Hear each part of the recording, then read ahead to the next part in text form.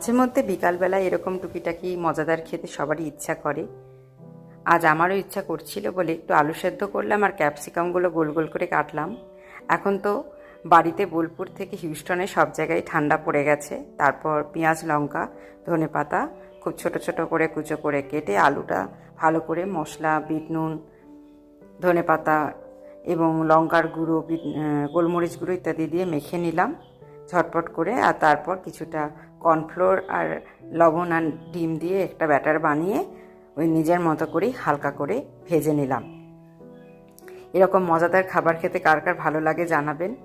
আমি বিশাল রান্নায় পটু তা না, তবে নিজের ইচ্ছা মতো এখানে করে খাই। কারণ আগে হয়তো আমরা যখন শান্তিনিকেতনে থাকতাম তখন বাইরে বেরিয়ে টুকটাক খেতাম। এখানে অবশ্য নিজের ইচ্ছা মতো জিনিসটা নিজেরাই বানিয়ে খাই। আর এই আমার রেডি হয়ে গেল। এবার সসের সঙ্গে আমরা খাবো। আবার দেখা হচ্ছে।